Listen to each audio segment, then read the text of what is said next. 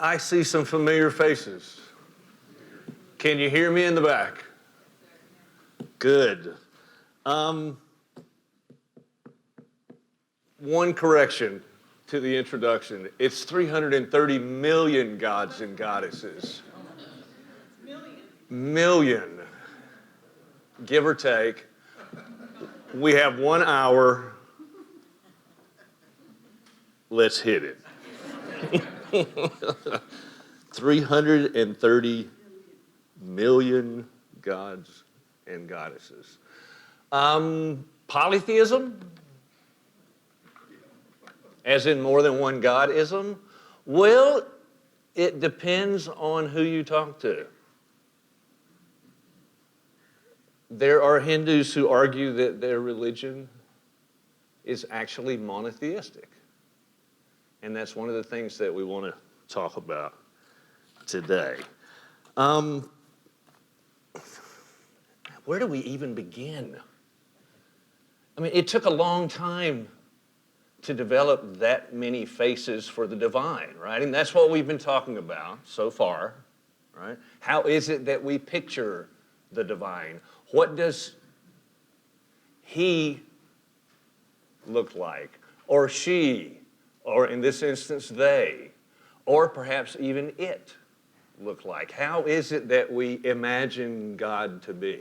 What metaphors, and it's some level they are all metaphors, what metaphors do we use? Or to put it another way, how have we constructed the divine in our minds, and not just our individual minds, but our social minds, right? To try to understand what is, at the end of the day, perhaps beyond understanding. And I think the religious tradition of Hinduism gives us an excellent opportunity to think about that. So, welcome to the adventure, and let's see what we can figure out.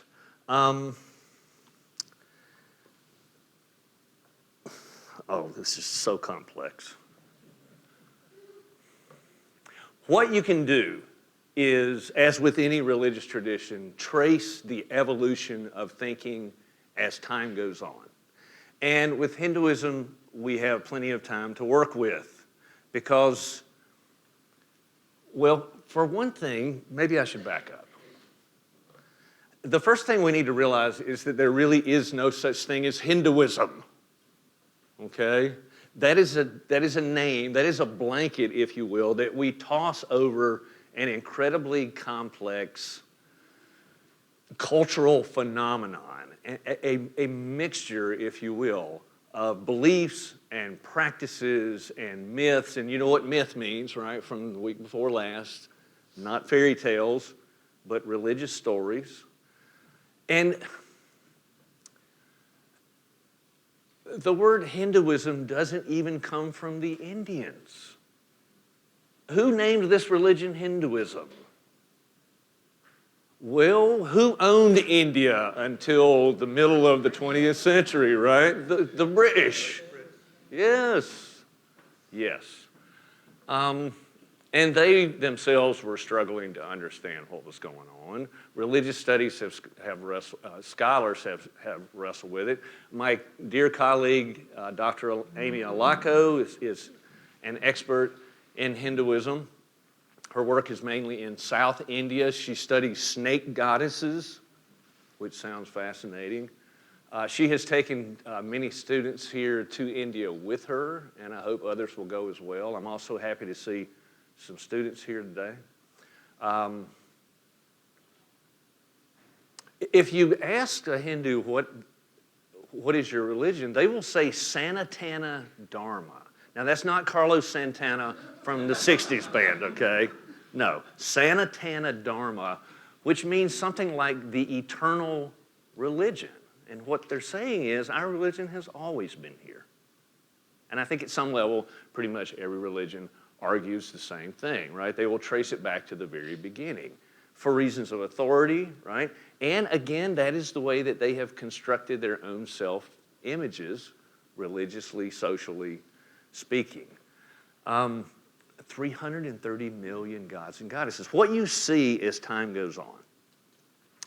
In the myths coming from the sacred scriptures of the Hindus, the Vedas, the Upanishads, the Bhagavad Gita, what you see is an evolution of thinking about the divine, right? And you can imagine how difficult it might be to keep up with 330 million gods and goddesses. For instance, if every one of them had a holiday, well, we would never get anything done, right? But one of the things that I challenge you to do today, that I really encourage you to do, whatever your own religious, social, cultural background, try, if you can, to step into these other shoes, to look out that window, right, on the divine, and understand as much as we are capable of doing what it must be like to understand the divine in this way.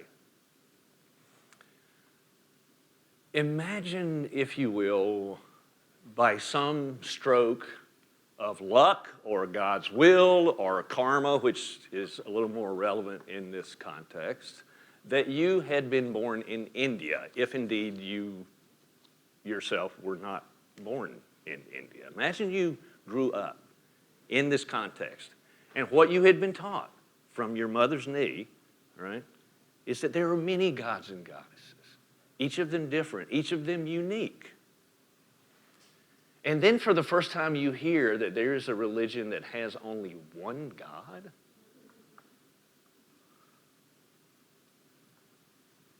How does he keep up with everything? Right? Only one? Only one? Well, what happens in the history of Hindu thinking is that the religious philosophers begin to talk about the possibility, at least, and over time it becomes something of a certainty, that yes, there are 330 million different gods and goddesses, each in its own way unique, but they are all part of a much larger reality. And I don't want to use the term being, okay, because when I do, I'm afraid Gandalf is going to sneak back into your heads, right? That Western image of God as a being. Remember, we did the circles, right? In the West, we tend to think of the divine, right? Creating the world, and so that we're separate from the divine and we have to get back to the divine, right? Once you toss in sin, then you have a real mess. You have a real challenge on your hand, right? It's all about how do we develop this relationship? How do we maintain it? Through prayer, a conversation between two separate beings, if you will, right? But in the East, generally speaking, right, the circles are not separate but concentric, that we are born into the midst of the divine. In fact, we ourselves are divine, and not just humans, right, but all creatures. The earth, the very cosmos itself, is holy, is sacred, is divine, is possessed of energy, of life. And the Hindus come to see that all of those many gods and goddesses are simply different faces of this one divine. And they give the divine a name, Brahman. Listen to how I say that, Brahman, right? Brahman. And the term originally meant breath, as in to breathe, right? Breath, the divine breath, the breath of the universe. And it's actually a rather common notion in several of the religious traditions. For instance, if I may step into Judaism for just a moment, not to steal my own thunder or anything, it wouldn't be the first time, right? In the Jewish scriptures, when it is, and of course they become the Christian scriptures as well, when it is said that in the beginning God created the heavens and the earth, right? And the earth was without form and void, and the Spirit of God moved upon the face of the waters, those primordial waters out of which all things come. Well, the actual term for spirit in Hebrew is ruach. And again, listen, ruach, right? It's the breath of God moved on the face of the waters. In the New Testament, the Father, the Son, and the Holy Spirit, pneuma, right? As in pneumatic tires, right? Again, you get this notion of the divine breath. So again, if the universe itself, if the cosmos, and oftentimes in the ancient world, the universe is pictured as a gigantic human, a gigantic male. Imagine that, right? Who's telling this story? It's not Eve, it's Adam, right? As a gigantic human being, of which we are all parts, right? Then the spirit is the breath, the soul of that cosmos, of that divine. And again, we can dismiss this as some ancient, perhaps even primitive myth. These poor ignorant savages, how could they ever think of the universe that way when we, with all our scientific knowledge, know that it's just a collection of atoms, right? And we're spinning at an incredible rate on a planet that is spinning at an incredible rate around a star that is spinning at an incredible rate around a black hole, right? Which itself is spinning at an incredible rate of speed, right, through this vast universe. Well, scientists are coming to understand that in a way, the universe itself, in our construction of it, right, our understanding of it, is all of a piece. That the very same energy, if you will, right, that drives the stars, that keeps everything spinning, also pushes our hearts and keeps our lungs pumping, right? We are stardust. We are golden. To quote Joni Mitchell, one of my favorite musicians from back in the day. Brahman, right? Originally it means breath. It comes to mean the breath of the universe. And you could think of Brahman,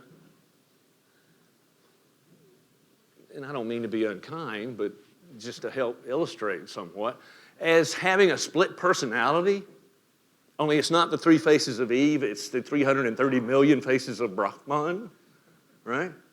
The same divine, but showing itself in different ways. Now, some of you, I would imagine, are Christians, or you know enough about Christianity to know about the Trinity, right? God is one, but not. Those Christians. How'd they come up with that? One, but not. Does it not sound a little familiar to you, though? I mean, if you compare it with the Hindu understanding of 330 million in one, right? And each, the Father, the Son, the Holy Spirit, they each play different roles, right? And yet they are somehow mystically one and the same. You could think of Brahman in that way.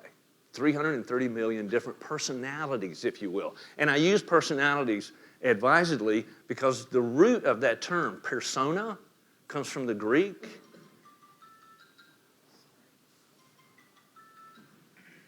Hello. That was a phone ringing for you elsewhere. Where was I? See, technology is of the devil, okay? It's of the devil. Oh, it's so tempting, right? So marvelous in its own way, so seductive, and yet, or maybe I'm just, scatterbrained. 330 million gods. I know we're talking about Hinduism, okay? Thank you. Good job. You're a good tribe. Persona, it means mask, right?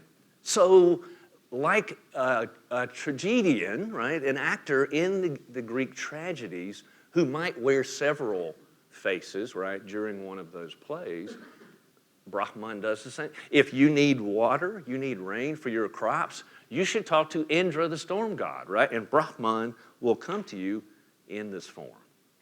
Now, if we have time today, I want to talk in particular about at least a couple of these manifestations, if you will, of the divine, of the cosmos of Brahman.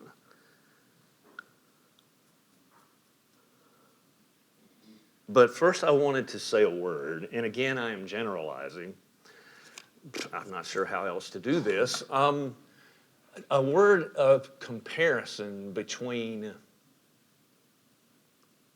the scriptures of the Western religions, Judaism, Christianity, and Islam, and the scriptures of the Hindus, the Vedas, and other works, right? In the West, we seem to have a very definite idea about who God is. Not what, but who. And I don't just mean visually, okay? If you think about one of the major components, certainly of Judaism and Christianity, and the same kind of attitude adheres among Muslims, right?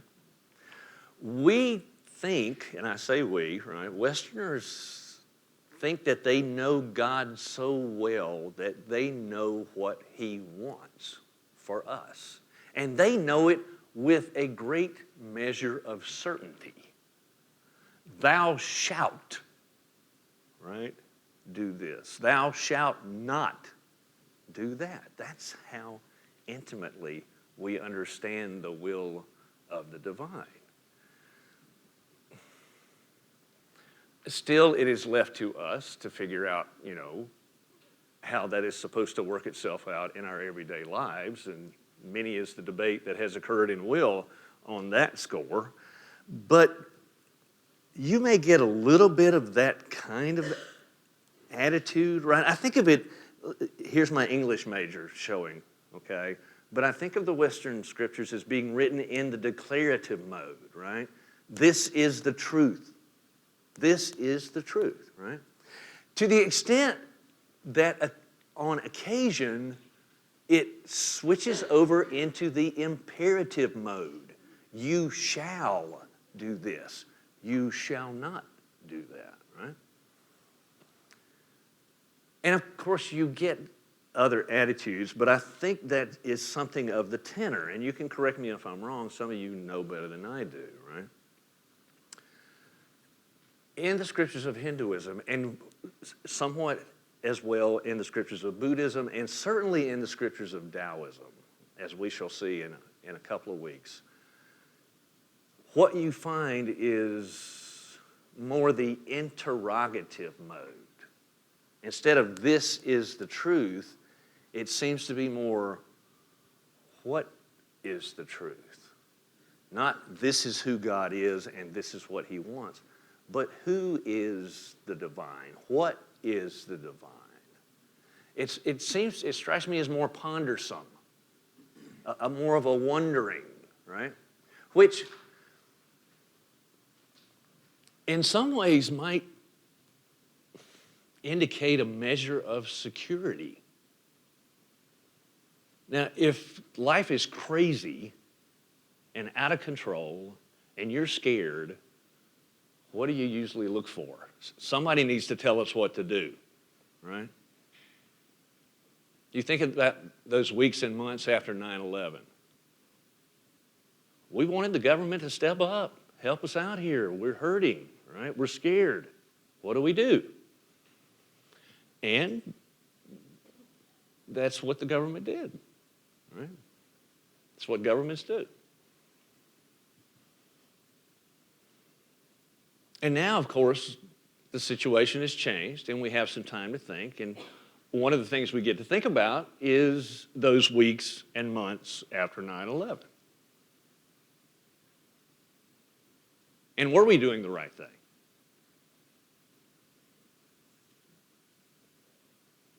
And did we ask the government for the right thing, right? If you know anything about the debate about, we lost some right to privacy during those times, and now we're beginning to see the ramifications of those measures that were taken. The whole use of drones, all of these different issues, and I know I'm chasing a rabbit here, but I think it's an important one. Happens to be a political rabbit. How can you talk about religion without talking about politics? I apologize to my grandmother one more time. The two things she told me never to talk about in polite company. And here I am making a living at it, right? Oh, life is strange. And beautifully so. The interrogative mode, it seems to me that wondering could be considered something of a luxury. Life's got to have a little bit of order and a sense of security to it for us to be able to sit down and really think and ponder and ponder. Now, again, that is just a radical generalization, but if you do look into, and I hope that you will, the Vedas, particularly the Rig Veda, again, the Upanishads and the Bhagavad Gita, I wonder, I'd be interested to know if you think I'm onto something there. Now, there's another thing that happens.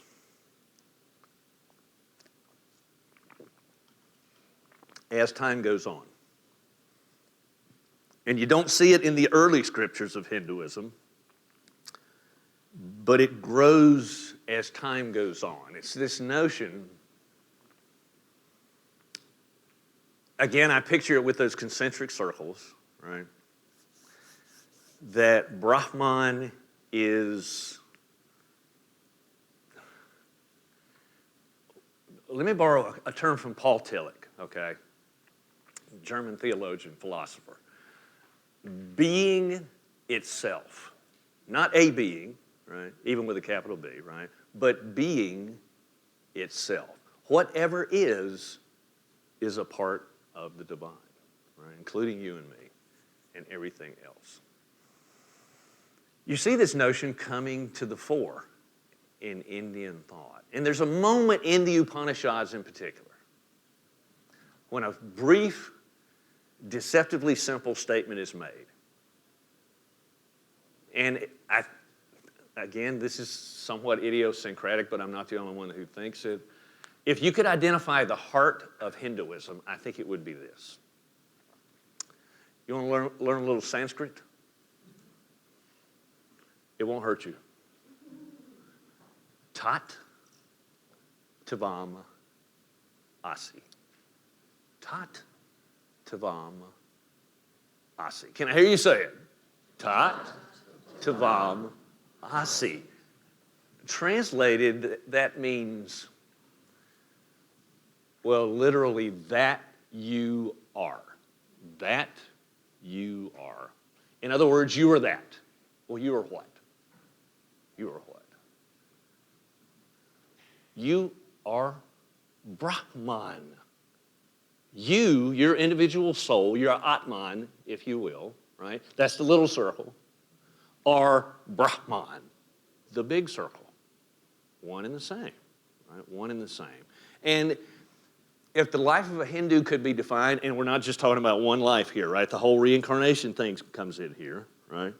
Over these many lives, your job, if you will, your assignment, if you choose to take it, right, is slowly but surely to dissipate the boundary between your circle and the circle of the divine.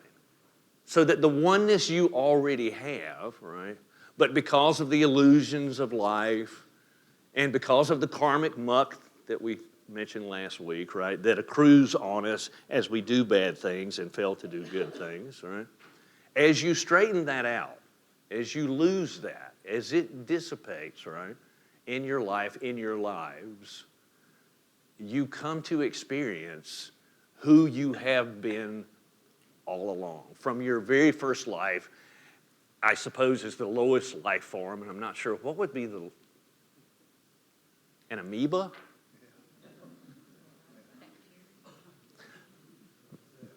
Well, let's go even farther than that, right? We in the West thinking of life in terms of the animate and the inanimate, right? That's our construction of it. But here, if all things are animate, maybe we start out as a sand pebble. I'm not sure how you would be a good sand pebble to come back as, you know, a higher life form.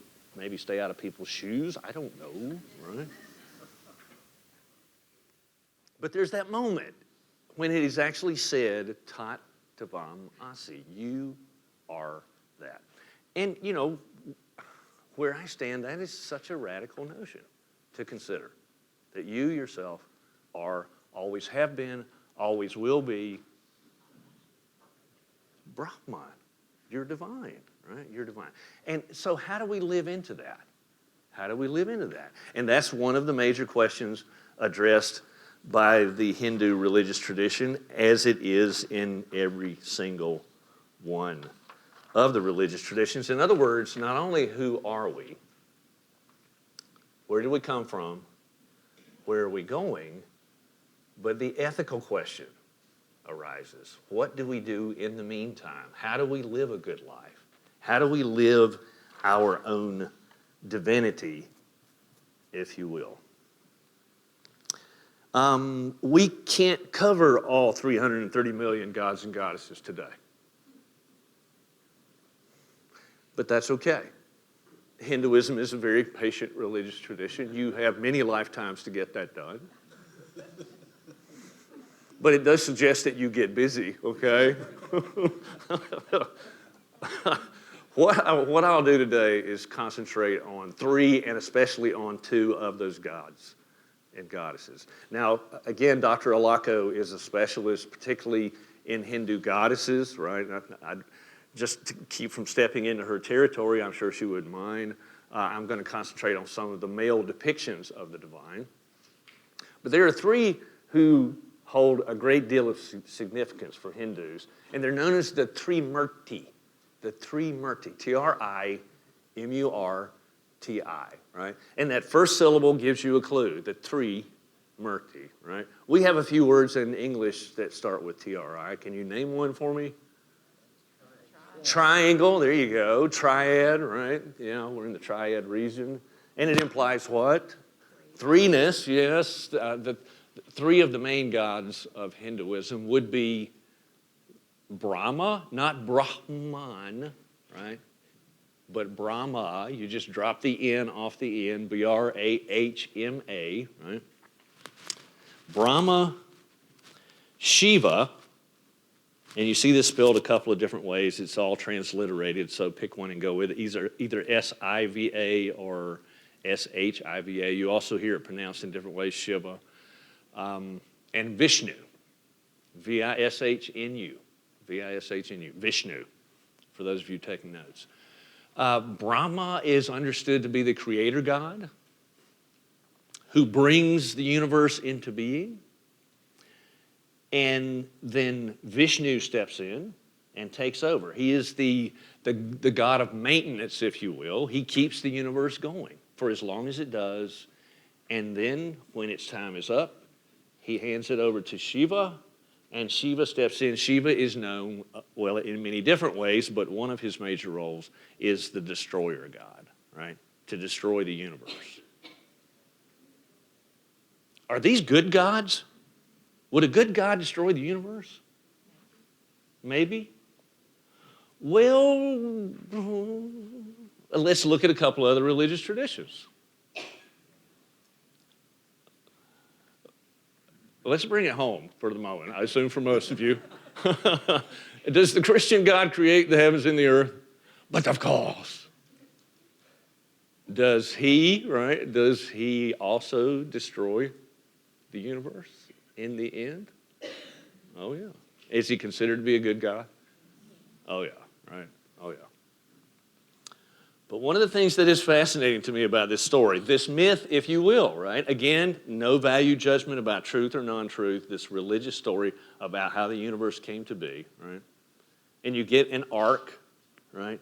The creation, the maintenance, the destruction. Well, in the Western religions, that's pretty much the end of the story, isn't it? I mean, what you get after that is, you're dancing in robes and playing harps, right? On the clouds, forever and ever, amen. Not so here. Not so here. That's not the end of the story. If anything, it's really just the beginning. Because once Shiva has finished his work, Brahma steps back up and recreates the universe. Vishnu remaintains the universe. Eventually, Shiva will destroy that universe once again, only to have the cycle repeat and repeat, rinse and repeat, right?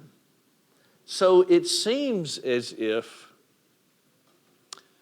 not only do individual souls or atmans go through a reincarnation cycle, but the cosmos itself goes through well, I guess you could call it a reincarnation cycle, right? Birth, death, and rebirth. Now, we had some fun last week talking about the Big Bang Theory, didn't we? Not the TV show, but the scientific theory, right? And if you look at it, it reads a lot like a creation story, does it not? Yeah, certainly not usually considered to be religious, but it strikes me as a myth nonetheless, a story that we tell ourselves to explain to ourselves where we came from, who we are, where we're going. But again, does the Big Bang happen only once?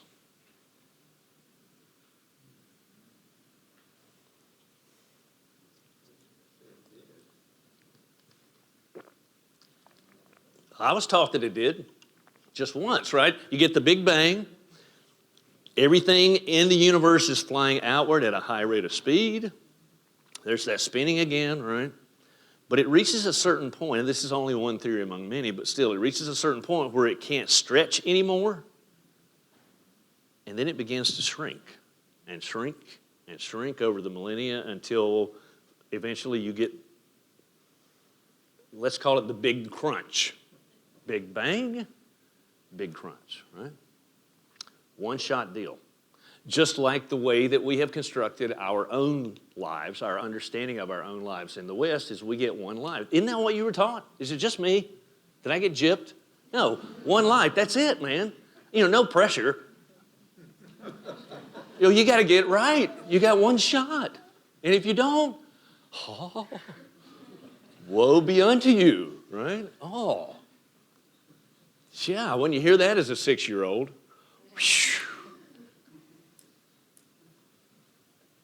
but there are scientists now who are beginning to argue that the Big Bang hasn't happened only once. That you get the Big Bang, a zillion years later you get the Big Crunch, but then bang, crunch, bang, crunch, bang, crunch. Like the universe wasn't large enough already, right? Now we get to imagine even more in a repetitive cycle.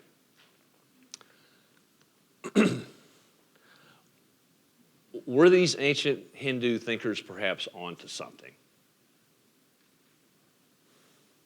Is it a similar metaphor? I mean, were they just gazing at their navels? Because oftentimes these ancient religious people get dismissed, right? Not really talking about the real world. But I wonder, did they not have some clues? I mean, some of these people were astrologers. They understood the stars. They knew a great deal about the universe. And honestly, I have heard Hindus say that Hinduism is not a religion. It is a science. It is a science. It is the science of the soul, if you will, right? And yes, you all over there in the West are really good with your science about studying material, right? The material universe. You're making great progress. But when it comes to matters of the soul, which you might translate into the psychology of the individual human being, we still have a ways to go on that. We struggle here in the West for all of our goods, right? All our technological progress, shall we say. Still, that little smartphone that has so connected us, right? In so many different ways. Yes and no, right? Some good points, maybe some not so good. I mean, it's a great little tool, right? And I spend time on social media, right? I'm a fan of the Facebooks, if you will, right? Twitter, that's a whole other thing. I don't tweet because tweeting is for the birds, okay? I'm just saying. 144. 144 is all you get? Oh, I'm not a short story writer. I'm a novelist. Forget about it, right? Oh. I'll stick with email, at least for the time being. But yes, it has connected us in these little ways, right? I've got, how many Facebook friends do you have? Okay? Friends, really? That's great, right? Collect them like beads, right? Like baseball cards. How many of those friends are going to drive 30 minutes at 3 o'clock in the morning to help you change a tire on your car? That's a friend. It's not someone who likes your stuff, right? That's a friend. And again, I don't mean to demean it, but I see the effects that it has. I see the effects even on myself. I wonder if the more we are connected through our technology in these small, somewhat shallow ways, right? Because most of the conversations I overhear, and believe me, I'm not a lurker, okay? Not creepy old guy, but so many of the phone conversations that I overhear are somewhere along the lines of, where are you and what are you doing? It's the first thing, where are you? Suddenly we've become really fascinated with location. Maybe it's GPS, I don't know. But where are you and what are you doing, right? But where are those lengthier conversations? And where is that human connection, right? Have you had a chance to Skype? You know what I'm talking about? Where you're looking at a laptop. It's usually a laptop, right? And there's that, how did they get that person in that box? Chaplain Fuller, the first time I ever saw you, you were inside a box, right? You were in a laptop. I'm like, okay, magic, smoke and mirrors. And yes, again, it connects us with people who are far away, whose faces we might not see. But the time we spend with our technology increasingly, I fear that it steals from us those moments of real humanity between two people, right? Where you have time to sit and actually move beyond those pregnant pauses. I mean, one of the signs that you are with someone who is or soon will be a friend, it's when you have that first quiet moment that could be awkward, but it isn't, right? That it's okay for you just to sit with each other or stand with each other, right? I mean, that is a moment of humanity. It's a silent one, but again, it's not the declarative, it's not the imperative. It might actually become the interrogative, right? A moment to ponder together what it might mean to be alive. And some of you have been in truly long-term relationships, and you know what I'm talking about. There's a comfort level that can come, right? That it's okay just to be together, not have to do something, not have to say something, right? So, thus endeth the sermon on technology, okay? It's actually kind of awesome in many ways. And anyway, oh boy, 18 minutes. All right, we're going to give it a shot. Let's talk about Shiva for a little bit. Let's talk about Shiva. And then we'll talk about Vishnu. Brahma we'll leave for another time, perhaps another lifetime, right? Let's talk about Shiva, and then we'll talk about Vishnu. Both in and of themselves, but also I think as representative somewhat of Indian culture, at least as it has been understood historically, right? That it is a mixture of cultures. Well, like every culture really, but certainly here, because we're talking hundreds of millions. Doesn't India have now over 1 billion people? Am I right about that? 1 billion. 1 billion people, right? That makes even 330 million seem like a small number, doesn't it? Shiva is fascinating. For one thing, he is a study in contrast. He is understood as the god of fertility, but also of asceticism, self-denial, right? Both a god of creation, but also a god of destruction. We've already seen him play the role of destroyer in the Three Murti, right? A mixture, if you will, of what is usually understood to be good and evil. Oftentimes, Shiva is depicted as he's dancing. He's a dancing god, right? Sometimes you'll see him dancing in a circle of fire, right? So he's going to make it big in Vegas, I'm thinking, right?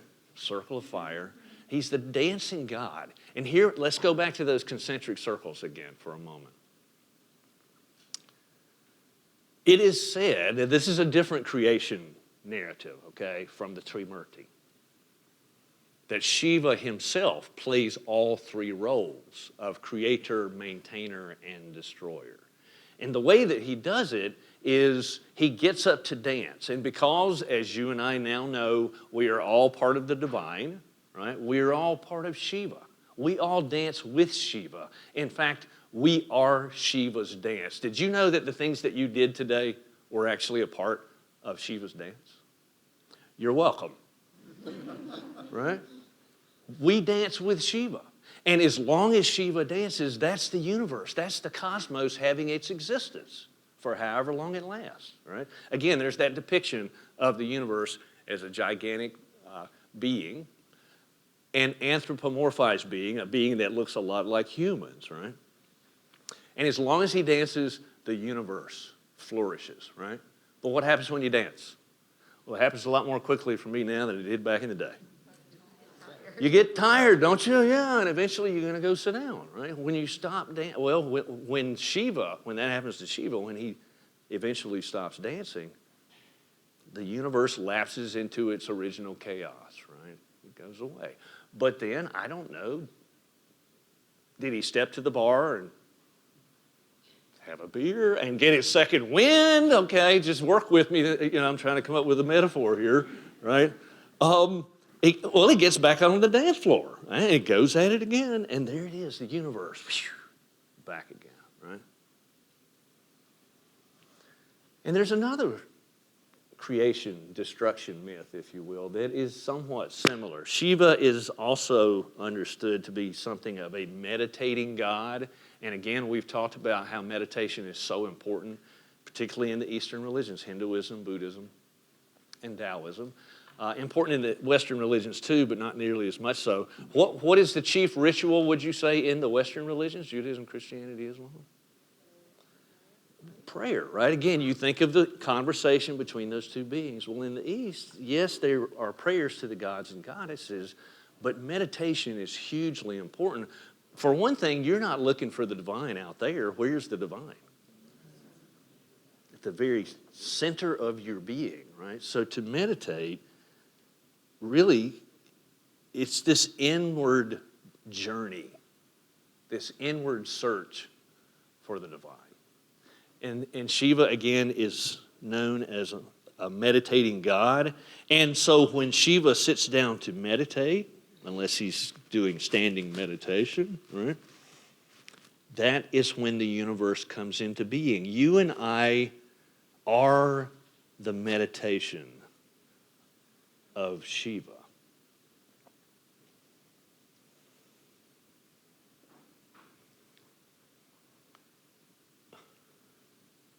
We're just a thought, right? We're just a thought. This is another, how do I even say it? It's another part of this construction of reality, that this world isn't real. It's illusory. And the very thing that keeps us here, that keeps us from escaping to utter bliss, right, is that we are so attached to the world. We take it so seriously, and we believe that it is really real. Now, again, we are meaning-making beings. We need meaning. We need order just to, so that the world is not a completely crazy place. And so what do? We construct. We construct our lives. We construct our relationships, right? A social understanding, an understanding of the cosmos. I mean, this very institution is about both helping us understand how to construct a world, but also the fact that this world is constructed. And if it has been constructed the way that it is, then there are some things about it that can be changed, that can be deconstructed and reconstructed. Racism comes to mind. Sexism comes to mind, right? Those kinds of things. They have been constructed over time. They're not just realities, right? They can be adjusted at the very least. Oh boy, I just took a right turn down an alley. Yes, 10 minutes, thank you. Meditation. You might as well get used to this, okay? This is the way my brain works or fails to. Come on, help me out here. Come on, tribe. Right? Yes, we're figments of Shiva's imagination, if you will, right? Which might help us not to take ourselves quite so seriously. Oh, I was going to say, we build these lives and we walk through them, right? And maybe your life is humming along, and then, oh boy, life's going to throw you that curveball, right? Didn't see it coming. Somebody you love, sick. You yourself, faced with a debilitating illness. Maybe even, the harbinger of death itself, right? Or someone that you trusted absolutely, turned out not to be the person you thought they were, and it breaks your heart. It shatters your being, if you will. Well, at least it shatters the current construction of your being, right? Not you yourself, but this world that you've painted, right? That the stained glass window through which you have viewed the world, right, is shattered. I mean, to me, those are indications of what we're talking about here. That life itself, at some level, might well be illusory. Not in a bad way, it's just that's what we do. We make this meaning, right, to help us get through a day, to help us get through a life. And sometimes, pow, right, here comes the rock. Pew. And what do? I would imagine all of us have been there at one time or another. If not, just stick around. It's going to happen, right? We take those shards of glass and we build a new window, right? We build a new understanding. The illusory nature of life. In his own way, I think Shiva symbolizes time and how time moves forward. The dancing god, the meditating god. Oh, and one of the ways in which he is depicted, one of the things that he does, okay, and this is going to be weird, but go with me, okay? He goes down by the Ganges River, the holiest river in all of India, in fact, the holiest river in all of the world. Some Hindus consider the Ganges River itself to be a goddess, right? I wish we thought of the Hall River over here that way. We might take a little better care of it, right? Because our karma happens to be flowing downstream, right? Just as we're getting the karma from folks uphill. He will go down, and you know what happens on the banks of the Ganges, right? Traditionally in India, that's where they cremate the bodies of the dead, right? And Shiva will go down there, and he's going to dip his hands in those ashes and then smear them all over him and wear it like a mask. Now, what on earth? Crazy God? No, what is he doing there? What is he doing there?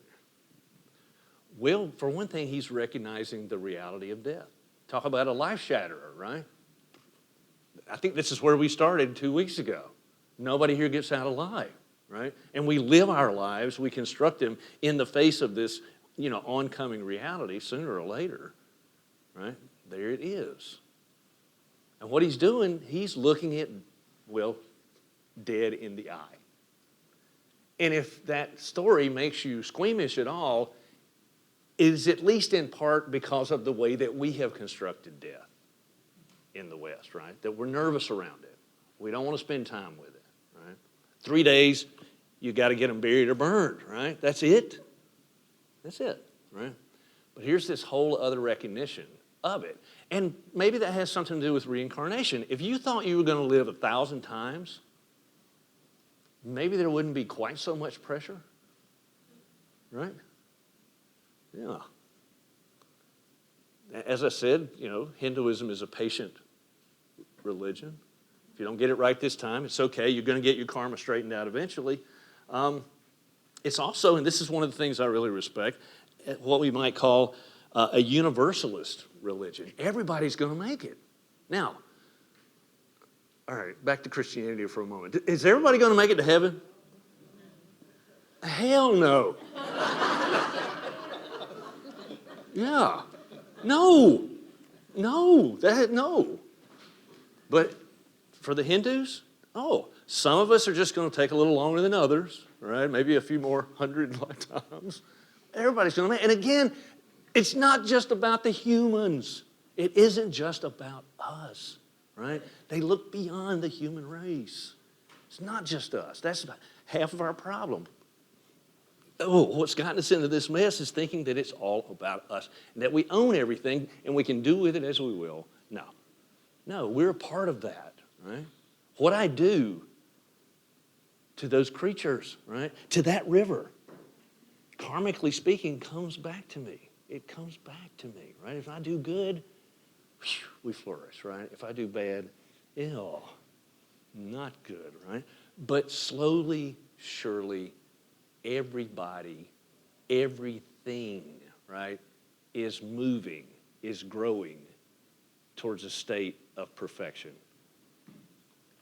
and bliss.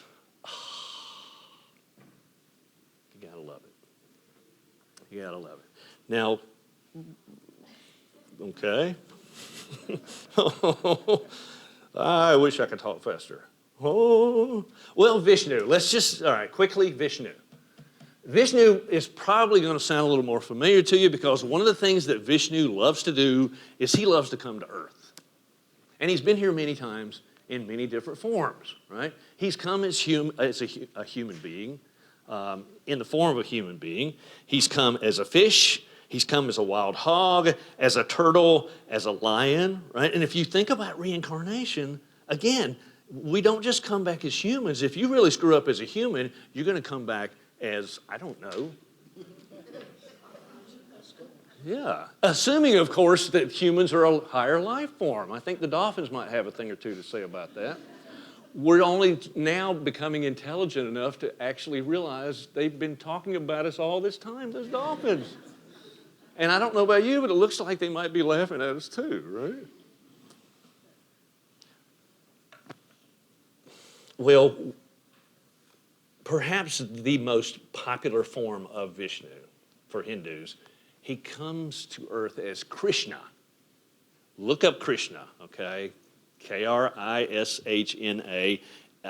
probably the most popular Hindu god in the West, Krishna, because of the Krishna consciousness movement, the Hare Krishnas. Krishna is a really fascinating figure. I can only tell one story, and I'll have to tell it quickly. I wish I could talk to you about Hanuman the Monkey King. I love Hanuman the Monkey King. He's awesome. But no, Krishna, among other things, he's a flirt. Krishna is a flirt, right? He's this really handsome god, and he loves to flirt with, there's a story in particular where there's this group of cowgirls, okay, the shepherdesses, if you will, right, who have decided to take a dip, shall we say a skinny dip, in a pond, right? And Krishna, okay, sneaks up and takes their dresses, right, and refuses to give them back until they step out of that pond and salute him in the traditional Hindu fashion, which is not this or that, right? Yeah, exactly. But this. Now, what in the world is a story like that doing in sacred scripture? It might even seem blasphemous to a Westerner. I don't know. Well, maybe not. If you understand the divine to be truly human, I mean, did Jesus have a girlfriend? Of course not. You can't have the Western God doing that sort of thing, right? Oh, I wish I had another hour. I know I don't, but that says so much about our body image, right? Our sense of ourselves, as sexual beings. It has so much to do with our religion. Well, I think what's happening here is you see a recognition of relationships, the holiness of relationships. And again, think about that for a moment. When you meet somebody else, I bow to the divine. In fact, right now, I do. I bow to the divine in each of you. And I hope to see you next week. Thank you, everybody. I'll be out here.